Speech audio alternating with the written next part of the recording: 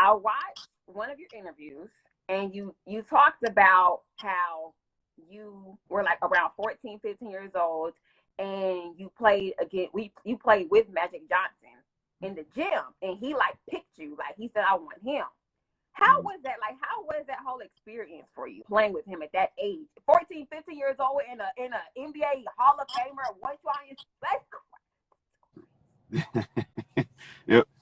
It was great, you know. I mean, it was not so much of a surprise, but it was just kind of like walking into the gym at UCLA, and you know, there's like the pros playing on one court, then you have the college players on the other court, and they don't usually mix and match. You're lucky if you can play with the pros. So I walked into the gym, and Magic was like, "I got Cotton," and I'm like, "Wait a minute, this is the Showtime era. This is the man that I watched for so many years. His charisma, his talent. I mean, it was obvious that he was favored, you know, and I just felt like that was a huge compliment, and I knew that I was on the right track. So I would play with him, and not only was I running with him on his team, but I was out there getting buckets and, like, you know, a factor. I wasn't just a guy on the court at 14, 15 playing with a bunch of pros, and not just pros, but guys that are like established superstars. facts. Yeah, Established Hall of Famers. exactly. That's Exactly. insane. Like that speaks a lot about you in itself, Yeah. especially being that young. That's what's crazy to me. Ugh. Now, when I watched your documentary, you said something very specific, and I said, "Oh my gosh!" You said that you dunked on Kevin Garnett 3 different times in one game. That's true. Yep. Yep. How? Two to three. I know two for sure. You know, just on a play. I went baseline, left wing. I can remember one. I went up with two hands on the left side of the rim. I think he thought he was going to get it. So I went up underneath on the other side and put it behind my back and then finished it with two hands. So that was one that I remember for sure. I can't remember the other couple plays, but I caught him a couple times. And we had a hell of a battle. It was in Vegas in the summertime. He was playing with the LAK Swiss team with Paul Pierce.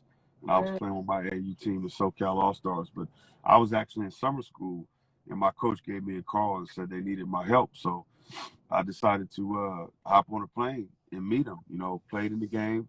I had like 40 that night, and we lost by like 7. It was a memorable battle.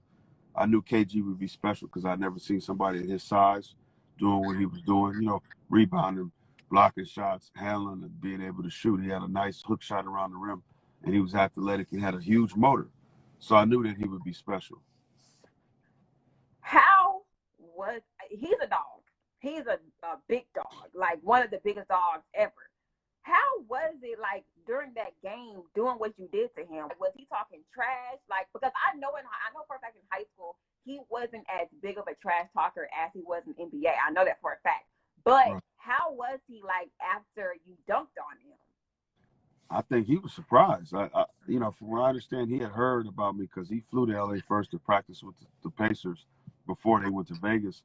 And like I said, I came in late, so I wasn't even playing in the tournament. They called me in late to meet up with them because they obviously needed to try to beat them. So, and I did everything I could. I mean, I scored every which way, and they really had no answer for me. And I think KG had a due file of respect for me after that game because maybe he had never seen anybody go right at him like that. I guess he thought because I saw him when I was driving the lane that I would try to alter and pull up, and I went right to the rim. You know, it was another day in the park for me. When you're playing with Magic in the men's gym at UCLA against Grant Hill in his prime, you know, against Jimmy Jackson in his prime, I'm running the floor with Kenny Anderson, my guy, you know, from New York, Mr. Chibbs. Shout out to Kenny. It doesn't get too much better than that. I mean, these were the Facts. best players in the NBA. Eddie Jones in his prime. I go on and on. What do you think you would have done in the NBA? I mean, my career could very well be, you know, take the place of Kobe's situation. You know, I hate to say Really? it. Yeah, rest in peace. But, you know, I think, you know, I'm born and raised in LA. I grew up here. Right. So, you know, Jerry West was at my games my sophomore year in high school, talking to my parents about my future. And I had no idea until after I left. So it was like they wanted to keep me grounded. You know, it wasn't about going from high school to the league. I think if I had to do it all over again, knowing what I know now, without my injury, I probably would have never went to college. I probably would have went straight to the NBA. But Right. I think God allows certain things to happen to us because there's something he's trying to get through us to get to other people. And I had to be the vessel. Somebody had to be the example. So, things happen that probably shouldn't have happened, but it made me a better person in the end, and now I can help a lot more people. So, Right. I'm actually glad. Right. So, what do you think God had planned for your life? Plan for me? Yeah. Long term, I think this mentoring that I'm doing. I think this documentary is a huge piece to help promote what I've been doing the last 12 years. Ultimately, people thought I just fell off the map and this and that.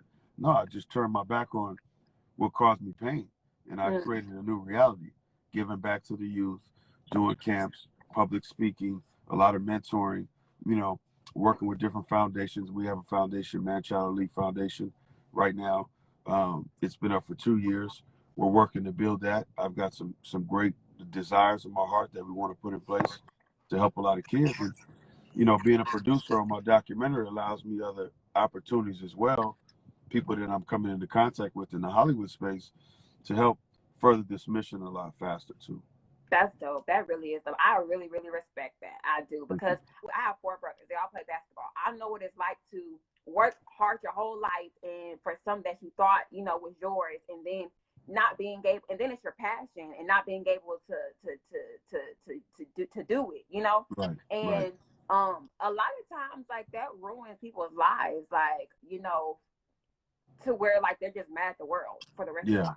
And the fact that you are doing this and did this, like a documentary to help people, like, this is a lot about you. So I really, really respect you. I really do. Thank you. This is a joy now, because it's not so much about the money. Obviously, we have to eat to live and things like that, but I get more joy out of knowing that I'm helping other people, making them better, and maybe helping them avoid some of the pitfalls and obstacles that I had to overcome, so they can have more of a smoother transition. Not just in sport, but in life. What I'm finding is a lot of these kids need more of the mental reassurance, for anything that they're doing, because they're dealing with stuff emotionally, psychologically. These kids are exposed to so much more because of social media than we were at this age, at a much faster pace. So they need somebody that's been down that road to be able to speak to them and breathe life into them. What would you say your biggest distraction was, if you had it? Because you seem pretty focused as a child, but if you had a distraction, what would you say was your biggest one? Well, my lack of privacy.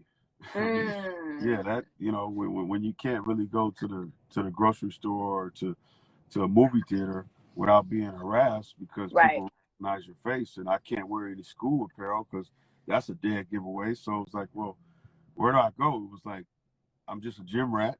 Go to school, come home, watch games. Every now and then go out. You date or whatever when you can. But I was locked in. I mean, my whole purpose was to be the best I could be, because I knew that the game would end someday. So I wanted to exhaust my repertoire and live with the results.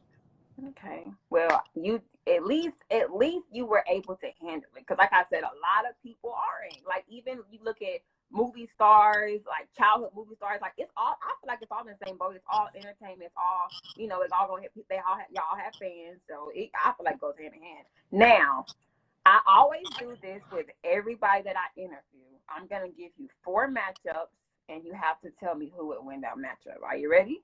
Okay. All right. LeBron versus KD.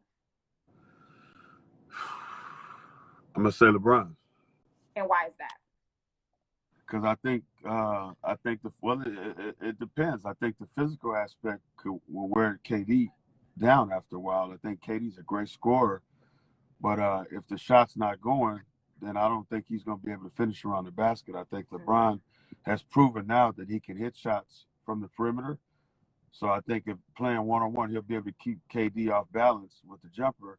And when he drives to the basket, nobody can stop him anyway. Okay. Good answer. Tim Duncan versus KG. Man, that's a great question. So Mr. Fundamentals versus a full-blown dog, pretty much. Yeah, you put me on the spot. I'm gonna have to go with my guy. I'm gonna have to go with my guy KG. I gotta ride my dog. Smart answer. Yeah. All right, I'm gonna give you a guard question. Okay. Russell Westbrook, my favorite player ever, versus Damian Lillard.